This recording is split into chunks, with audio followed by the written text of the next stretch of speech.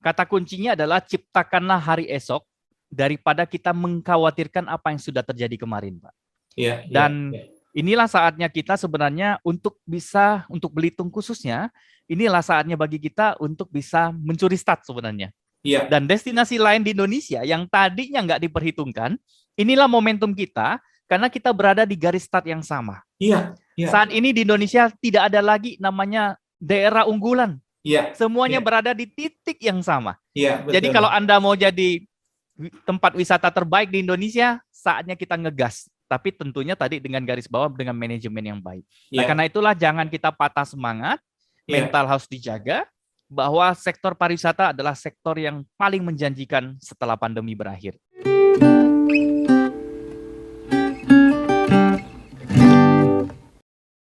Selamat datang di kanal podcast Pariwisata Indonesia.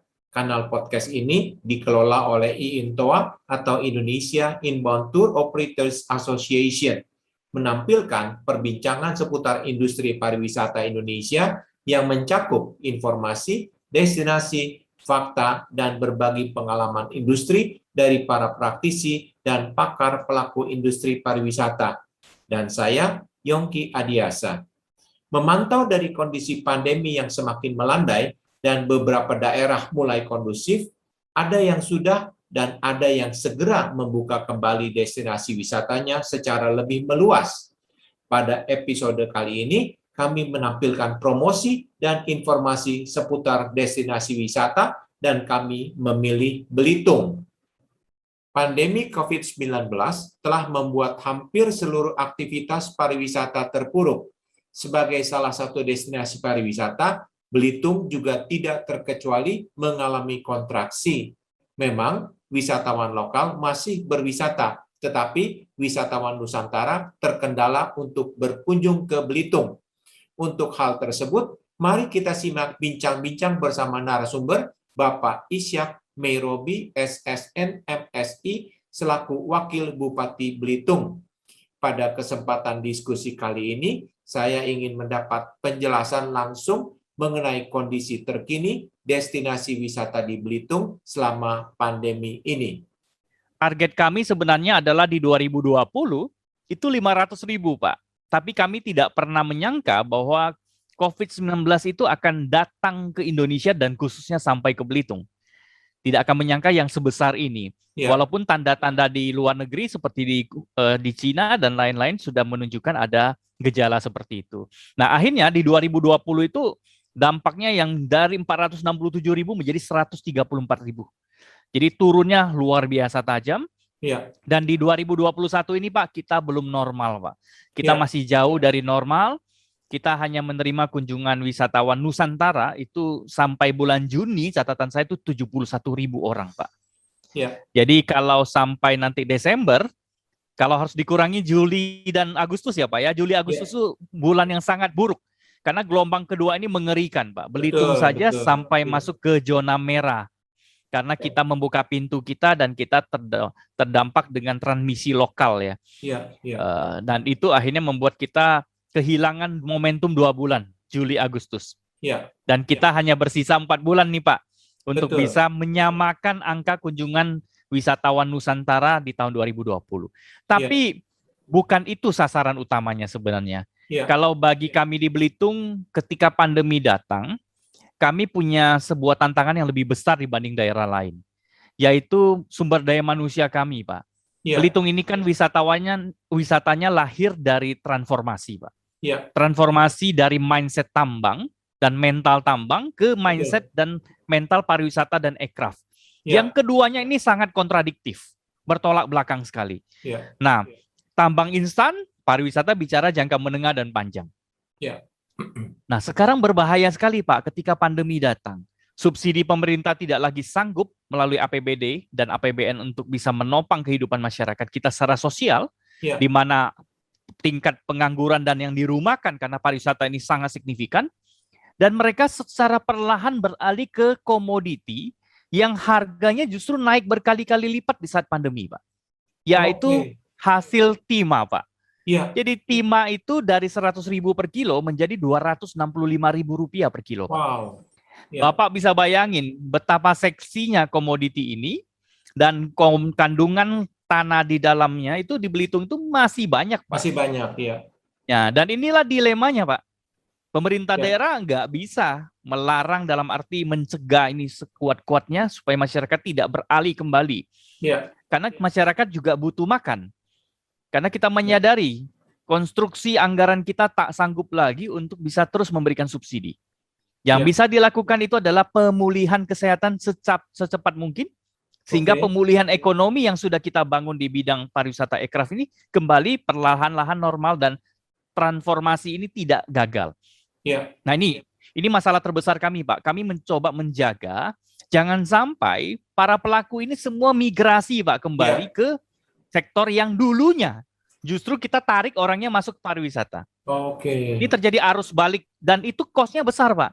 Jadi cost-nya itu bukan hanya dari sisi rupiahnya, materialnya, tapi juga dari sisi psikologinya dan momentumnya.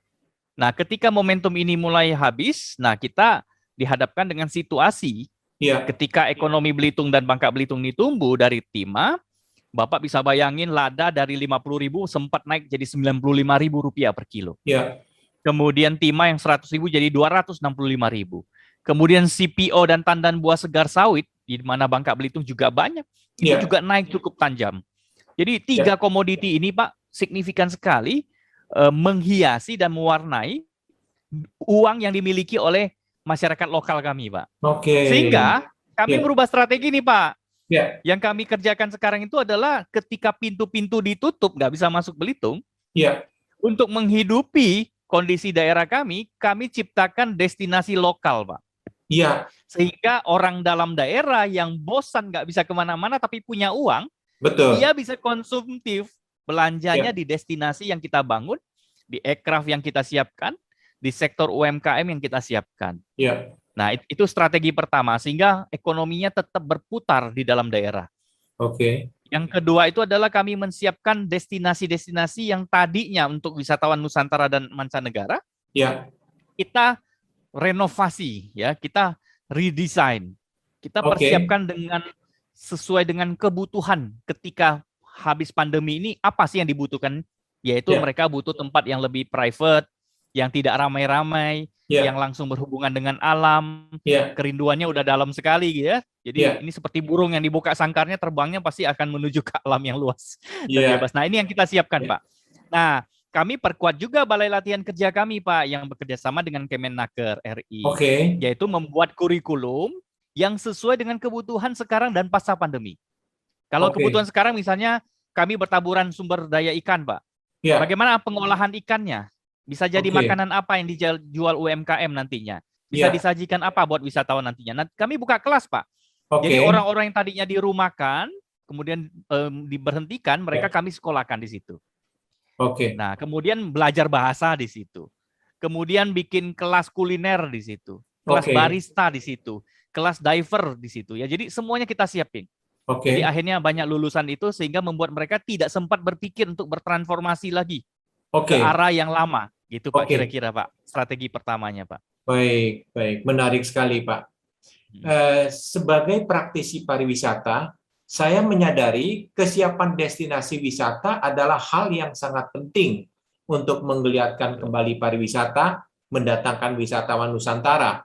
Tapi tadi Bapak sudah katakan bahwa sudah melakukan reposisi dengan menggerakkan pelaku lokal dan lain sebagainya. Nah, ini untuk wisatawan Nusantara dan juga untuk wisatawan mancanegara, tolong Bapak informasikan kesiapan destinasi Belitung yang berhubungan dengan CHSE, mulai dari bandaranya, fasilitas akomodasi, transportasi, dan kulinernya, fasilitas pemeriksaan kesehatan termasuk tes PCR dan antigen, juga fasilitas karantina jika dibutuhkan, Pak. Ya, kami sudah sempat diskusi di awal tahun 2021 kemarin ini dengan Angkasa Pura II. Jadi kami diskusi, kemudian kami membangun tim dengan berbagai organisasi pariwisata. Yang kami persiapkan itu adalah program Warawiri namanya. Warawiri itu adalah wisata aman Nusantara, wisata indah dalam negeri, Pak. Itu judulnya. Itu Oke, singkatannya menarik Warawiri. sekali. Ya, jadi wisata aman Nusantara itu artinya buat Wisnus, Anda kalau ke Belitung pasti aman. Apa amannya? Protokol kesehatan. Begitu Oke, Anda landing di bandara kami, CHSE-nya jelas diterapkan oleh Angkasa Pura II. Angkasa Pura, Dan itu ya, sudah disimulasikan waktu tim datang untuk melakukan penilaian, Pak. Verifikasi ya, sudah dilakukan oleh tim Angkasa Pura II ya, dari pusat. Kemudian kedua, destinasi mana yang mereka kunjungi?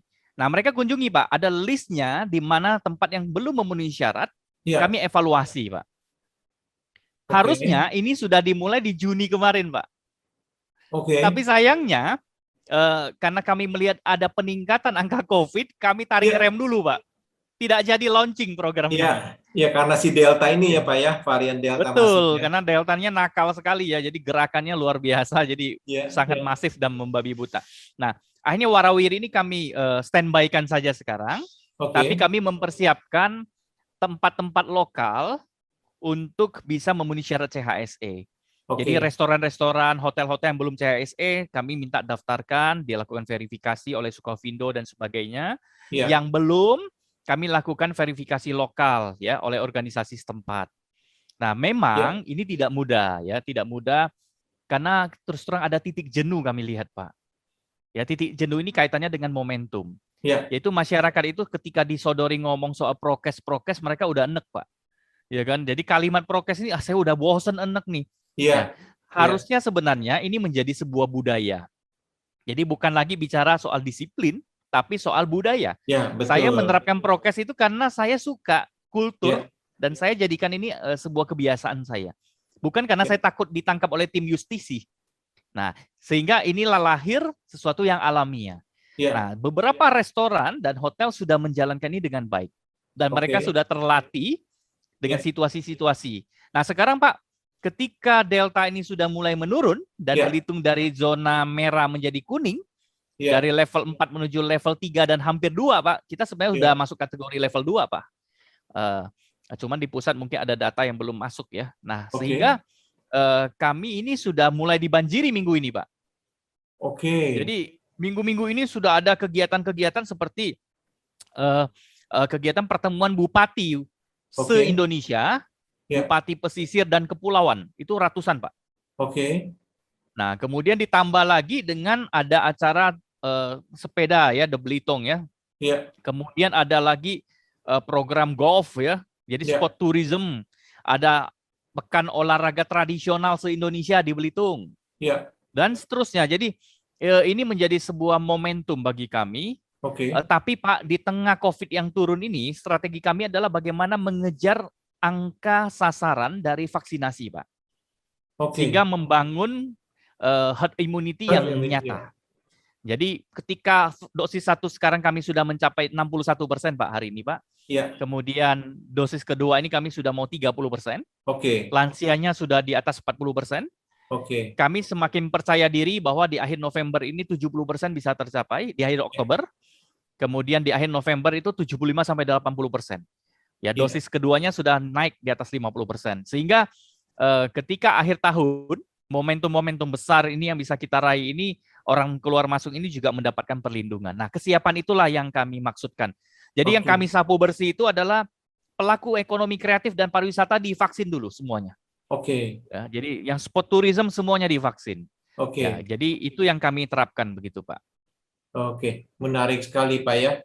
Memang kalau satu daerah dipimpin oleh pemimpin yang jakjek, kalau orang Jawa bilang, akan lebih pesat kemajuannya. Eh, Makasih, Pak. ini mungkin saya salah Pak. Rata-rata wisata Belitung itu lama tinggal wisatawan antara 3 sampai 4 hari. Rata-rata. Betul, Nah, betul, Pak, betul. apa strategi dari eh, Pemkab Belitung untuk memperpanjang length of stay? Ya, jadi strateginya sederhana sebenarnya, Pak. Ya, Yaitu kita menciptakan destinasi yang baru, oke, spot yang baru. Sehingga ketika orang yang tadinya sudah pernah ke Belitung, oke, dan ketika pandemi ini sudah nyaris menunjukkan, katakanlah menuju ke endemi, dan ya, mereka sudah boleh bepergian, tentunya mereka akan bepergian ke tempat yang dekat-dekat dulu, Pak. ya pasti, Yang bisa ya, menciptakan secara psikologi kepercayaan diri mereka. Ya. Saya Pak, kalau saya disuruh ke Bali atau ke tempat yang jauh-jauh dari Belitung, saya mungkin akan Ya. berpikir 2 kali. Ya. Karena naik pesawat berjam-jam. Wah, gimana, Betul. aman nggak di pesawat walaupun pakai HEPA filter dan sebagainya. Tapi kan Betul. secara psikologi, kalau saya berangkat hanya menggunakan pesawat 45 menit ke Belitung, Ya. itu akan lebih pede gitu loh, Pak. Sebentar doang kok, Betul. gitu ya. Betul. Nah, Ya. begitu, Pak. Nah, jadi itu yang kami lakukan, Pak. Kemudian kedua itu adalah destinasi yang baru-baru, Pak. Sehingga ketika orang sampai di Belitung, oh Ya. saya tahun lalu belum, udah 2 tahun saya nggak ke Belitung nih. Ini banyak Ya. destinasi baru ternyata. Ada taman bunga, ada geopark dan sebagainya. Kan kita bulan April kemarin, Pak, 22 April, Ya. tahun ini kita sudah mendapatkan status UNESCO Global Geopark. Ya. Jadi mewakili Asia Pasifik satu-satunya, tentu ini akan menjadi menarik. Dan ketika kita Ya. sudah raih UNESCO Global Geopark, Pak, belum banyak wisatawan yang ke sini karena pandemi, Pak.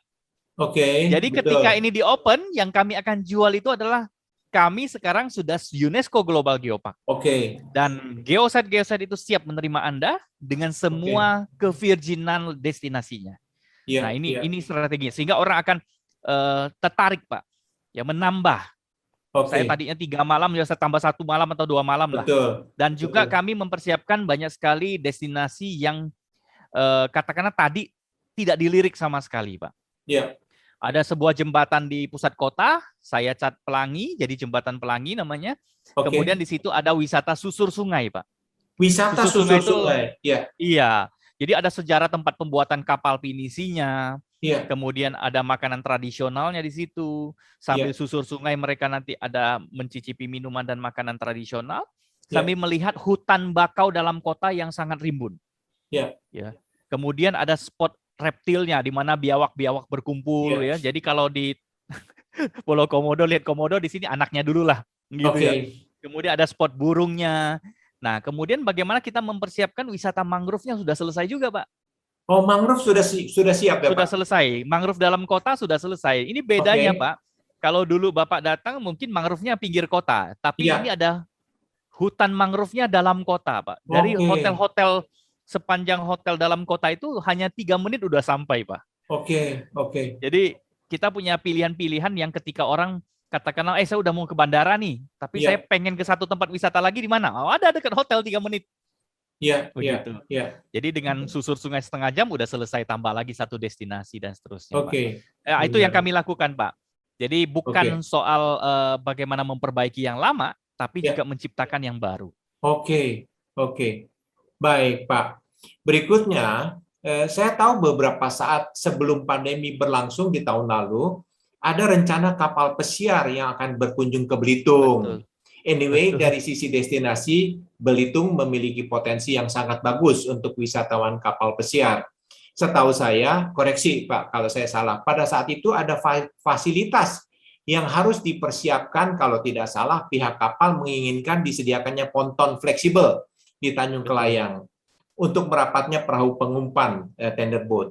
Pertanyaan saya Pak, apakah ada rencana dari Pemprov Babel atau Pemkab Belitung untuk mempersiapkan infrastruktur agar peluang kedatangan kapal pesiar di Belitung menjadi terbuka kembali pasca pandemi atau pada saat Iya. endemi?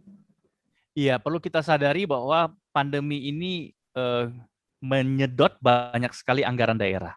Yes. Jadi APBD kami ini direfocusing, jadi akhirnya yang harusnya kami bangun menjadi tidak terbangunkan. Ya. Yang kami lakukan itu adalah menjalankan rutinitas. Kemudian Oke. kedua itu adalah bagaimana mengalokasikan anggaran untuk memulihkan kesehatan masyarakat. Ya. Jadi anggarannya lebih banyak tersedot ke situ. Jadi yang Bapak Oke. maksud tadi untuk ponton dermaga terapung itu belum Ya. terbangunkan. Tapi Oke. Pak, tapi kami punya pelabuhan samudra Ya. Nusantara yang sebentar lagi kita mau coba angkat menjadi pelabuhan internasional yang cocok untuk pariwisata, namanya Pelabuhan Tanjung Batu yang pernah Tanjung disurvei Batu, juga. Pak. Iya. Nah, Tanjung Batu ini sekarang sudah dalam proses perbaikan, Pak. Tahun ini selesai.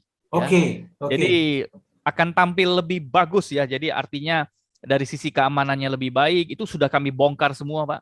Sehingga dengan kedalaman yang baik, kapalnya itu langsung berlabuh di pelabuhan, Pak. Jadi penumpangnya langsung turun aja, nggak perlu pakai sekoci lagi tuh. Betul, Jadi betul. Jadi bisa langsung turun dan bisa langsung dibagi ke beberapa destinasi yang kami sudah siapkan. Jadi memang ada inovasi strategi yang kami rubah, Pak. Iya. Jadi kalau Iya. tadinya ada uang, kami akan bangun di Tanjung Kelayang, tapi karena Iya. uangnya nggak ada, kami Iya. ganti nih, ya. Ya udah kita uangnya segini kita bisa dapat 2 in 1 apa? Tanjung Batu sebagai pelabuhan barang Iya. sekaligus sebagai untuk pelabuhan jasa wisata. Kapal Jadi pesiar, Pak. dengan uang yang terbatas Iya. kita bisa dapat 2 sekaligus begitu loh, Pak. Oke, mengenai Pelabuhan Tanjung Batu, saya mengetahui draft atau kedalaman laut di sekitar dermaga hanya 9 meter. Pertanyaannya, apakah kedalaman laut di sekitar dermaga sudah diperdalam? Karena dengan draft 9 meter hanya cukup untuk kapal pesiar berukuran sedang dengan kapasitas sekitar 600 penumpang. Sedangkan untuk kapal pesiar yang lebih besar memiliki draft sekitar 11 meter atau lebih. Artinya perlu menggunakan kapal pengumpan atau tender boat. Tetapi untuk tender boat menemui hambatan karena dermaganya terlalu tinggi. Oke. Karena memang ketika awal dibangun, kita tidak arahnya, kan Belitung baru bangun wisata 2010 ya Pak. Yes. Jadi Yeah. Pelabuhan Tanjung Batu dibangun jauh sebelum itu. Jadi memang Yeah. tidak dipersiapkan untuk membayangkan ada kapal pesiar besar yang masuk. Betul. Jadi memang Yeah. perlu banyak perbaikan-perbaikan di tengah kondisi seperti ini. Nah, memang kita sudah lakukan uji coba Pak dalam waktu dekat ini Pak. Oke. Kalau nanti udah selesai di awal 2022, kami mau coba masukin kapal-kapal yang belum menuju ke kapal pesiar yang besar seperti Star Yes. Cruise dan sebagainya. Yeah. Tapi kita akan uji coba dulu dan tentu akan lakukan survei dan verifikasi ulang, Pak.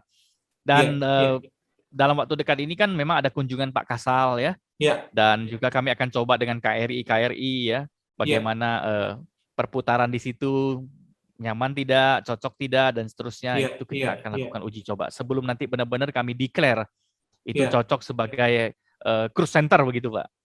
Oke. Seandainya memang biaya untuk memperdalam itu terlalu tinggi, mungkin biaya pembangunan ponton fleksibel itu akan jauh lebih murah karena saya tahu hanya berjarak 3 mil laut di depan sana itu sudah 11 meter sampai 13 meter.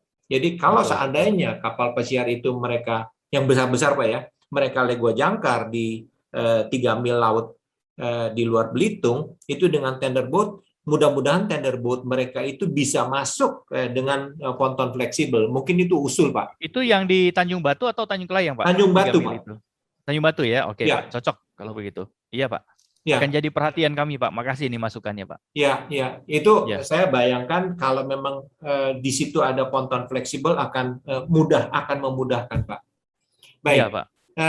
Karena sekarang Tanjung Batu kan kalau Bapak lihat, kalau keluar Tanjung Batu tuh sebelah kanan bisa ke Pulau Lebong. Yes. Ya. Yes. Nanti dari Pulau Lebong tuh ada gugusan pulau-pulau kecil yang sedang dipersiapkan saat ini. Perda zonasi kami ini sebentar sudah selesai kan. Kemudian pergubnya udah sedang diproses dan ada pulau-pulau yang cocok sekali untuk diving, Pak. Iya. Keren, bagus-bagus. Jadi di sebelah kanan pelabuhan. Sebelah kiri nanti itu menuju ke geosite, Pak. Oke. Jadi sepanjang perjalanan itu orang nggak seperti dulu akan bosan gitu. Betul. Jadi kita 25 menit dari pelabuhan udah ketemu satu titik berhenti ya gitu. Ya. Nah, dan seterusnya, Pak. Betul. Menarik sekali, Pak. Saya sangat mendukung untuk kapal pesiarnya, Pak, karena itu sesuatu pekerjaan yang tidak terlalu rumit. Apabila kita memberikan fasilitas, mereka akan senang. Karena saya melihat potensi Belitung ini sangat baik, Pak. Potensi lokasi Belitung sangat baik. Kalau dia dari Singapura mau ke Australia, itu Belitung itu patut disinggahi oleh mereka. Itu potensi yang sangat itu memang target yang kami harapkan. Tentunya dibantu oleh Bapak dan Intoa juga nanti. Memang jadi next target, Pak. Setelah pemulihan seperti ini, kami mau coba pulihkan kepercayaan diri kami dengan menghadirkan kapal pesiar dan juga pesawat-pesawat yang kemarin sudah perjanjian dengan kami bisa lanjut terbang seperti Air Asia dari Kuala Lumpur, Jetstar yang sampai hari ini kami juga sedang terus membangun hubungan baik dengan CEO Jetstar di Singapura, dan juga beberapa pesawat charter dari China yang terus kami bangun komunikasi.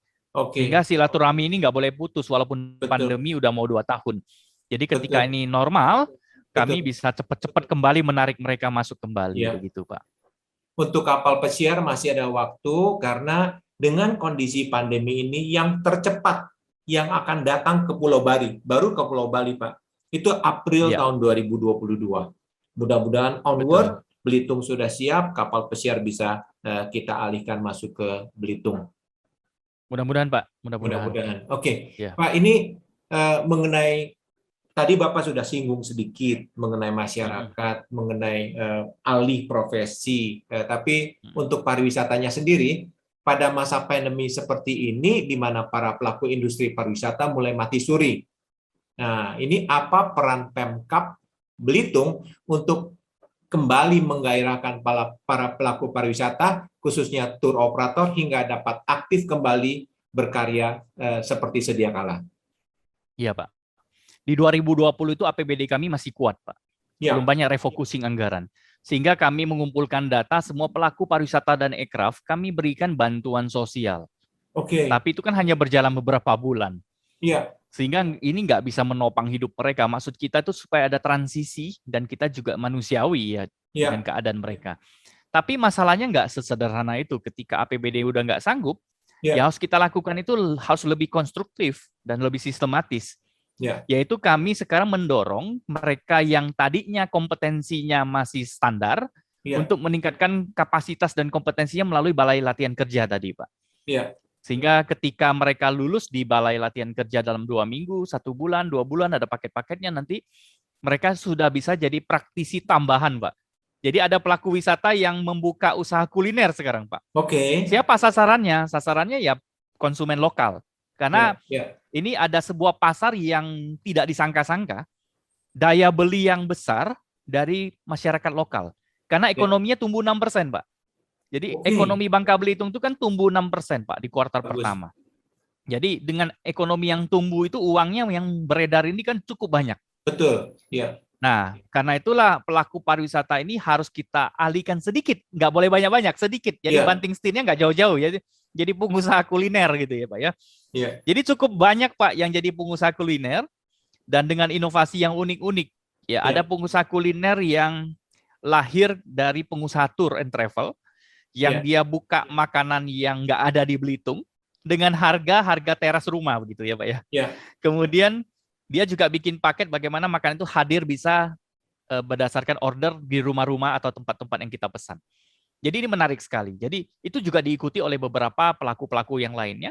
iya, Nah, yang jadi persoalan itu adalah ketika mohon maaf ya, pelaku-pelaku yang di lapisan kedua ketiganya itu, Pak. Ya, destinasi-destinasi yang hanya mengandalkan wisatawan Nusantara maupun wisatawan mancanegara. Nah, ini yang menurut saya yang paling bahaya bertransformasi kembali ke sektor pertambangan. iya, Nah, upaya yang kami lakukan itu tadi, bagaimana secepat mungkin iya, memulihkan pintu masuk ini, Pak. Juli Agustus praktis kami tutup. Padahal di bulan Mei Juni iya, kelihatan banget Pak wisatawan Nusantara yang masuk ke Belitung luar biasa.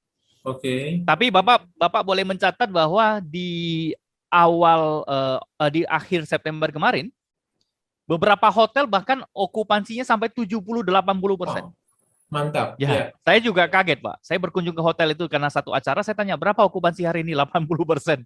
Wah, ini sampai kapan? 2 minggu ke depan masih cukup bagus Pak katanya. iya, Wah, ini iya, menarik sekali ya. Jadi ada paket-paket yang mereka tawarkan dengan menarik, misalnya paket meeting ya dari iya, kantor-kantor yang tadinya WFH menjadi sekarang kerjanya boleh berkunjung ke sebuah destinasi yang aman, safe, iya, kemudian mereka meeting di situ, kemudian besoknya jalan gitu ya. Jadi ini menurut saya baik, menarik Pak. baik, baik. Ini ada pertanyaan menyambung apa yang Mm-mm. Pak Isyak katakan mengenai rencana mendatangkan wisatawan dari Jetstar, dari airlines yang lain. Ya, Sebetulnya potensi ini sangat besar, Pak. mm-mm. Salah satu alasan pemerintah membuka Bali, border Bali terlebih dahulu, itu karena pemantauan COVID-nya lebih nyata, Pak. Karena Bali adalah satu pulau tersendiri. Apa yang saya dengar, bahwa nanti wisatawan hanya boleh berada di Bali, dia tidak boleh menyimpang ke Lombok atau dia tidak boleh ke Jawa. Nah, Belitung ini karena satu pulau, dia juga mempunyai potensi seperti Bali, Pak. Seberapa pede kalau memang ini diajukan ke pemerintah pusat bahwa Belitung siap untuk mendatangkan wisatawan, tetapi wisatawannya tidak boleh kemana-mana, hanya di Belitung. Ya, Kepercayaan diri itu harus punya data yang kuat Ya, dan jelas ya, yaitu angka vaksinasi, Pak. Nggak ada pilihan lain.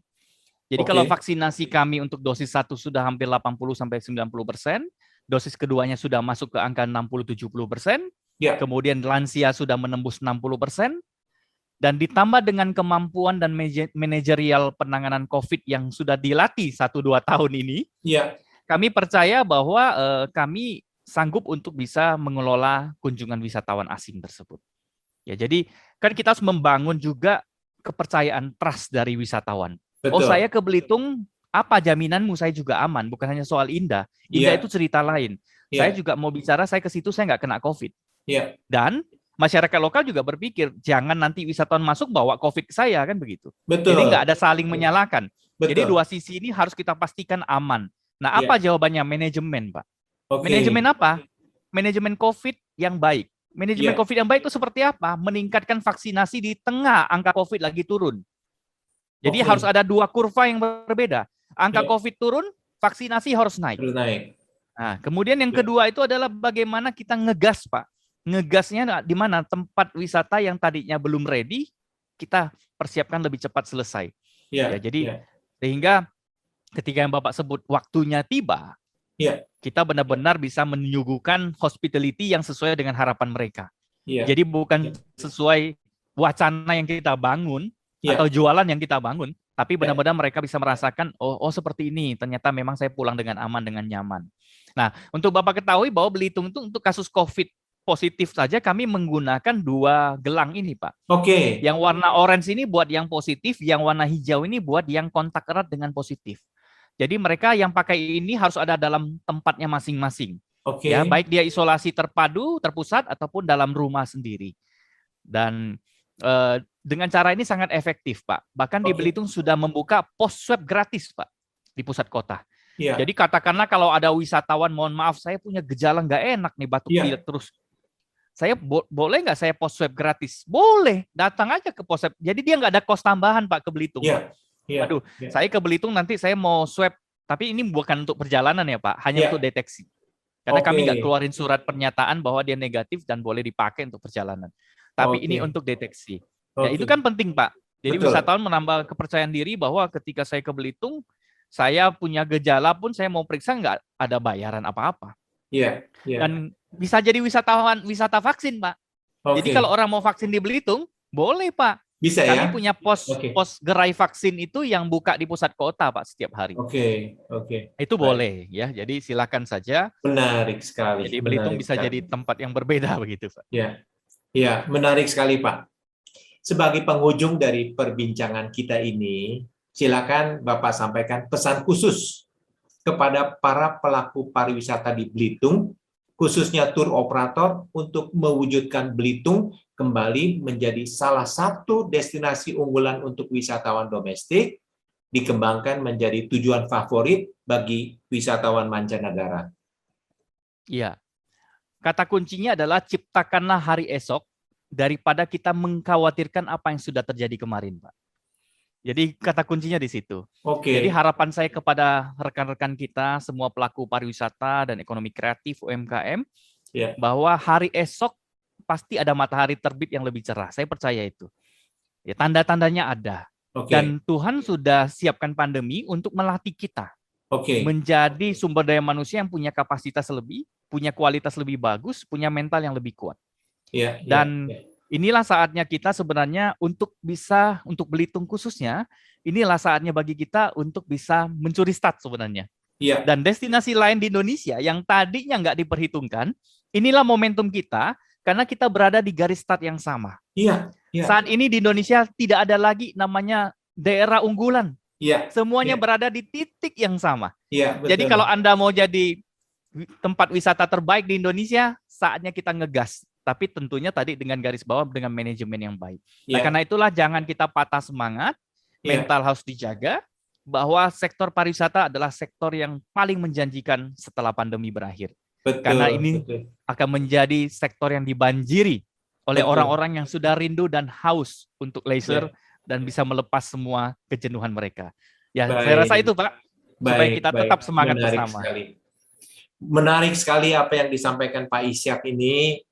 memang kami selalu salut dengan Pak Isyak pada pertemuan kita yang pertama di acara IINTOA Online Seminar. Tapi sayang memang pada saat itu masih pandemi hingga saat ini. Kalau tidak mungkin saya sudah melihat Belitung sudah melompat sebagai destinasi yang sangat diunggulkan. Pak Isyak, waktu juga yang harus memisahkan kita di acara ini. Terima kasih Bapak sudah meluangkan waktunya dan berbagi bersama kami dari IINTOA. Pandemi ini akan segera berakhir. COVID-19 setidak-tidaknya sudah melandai dan mereda secara signifikan, sehingga industri pariwisata Indonesia bisa segera pulih dan menggeliat kembali dari keterpurukan. Sampai jumpa Pak Isyak di lain waktu dan kesempatan. Sekali lagi terima kasih. Saya Yongki Adiasa pamit undur diri. Salam pariwisata. Salam kebersamaan dalam keberagaman. Ya, terima kasih Pak Isyak. Terima kasih Bapak. Ya. Para pendengar dan pemirsa, demikian obrolan serius tapi santai dengan Bapak Isyak Merobi, SSN MSI, selaku Wakil Bupati Belitung. Silakan memberi tanggapan atau komentar dan beri tanda like, share, serta subscribe. Terima kasih.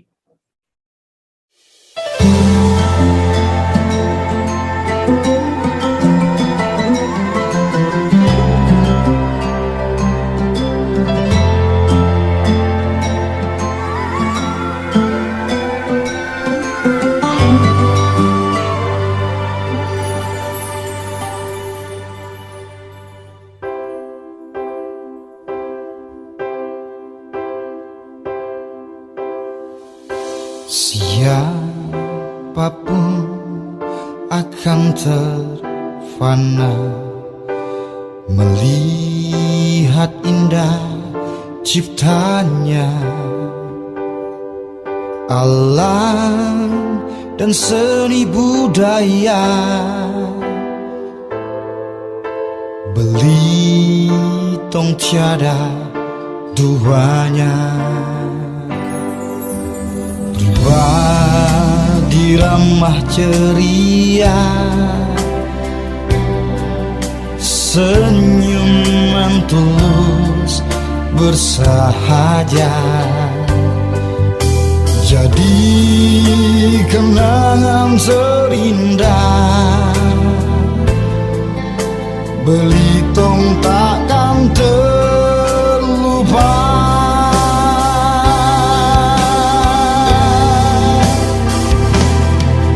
Di mana ku berada, yang ada hanya indahnya laksana alam di Rwanda, menambah pesona Indonesia.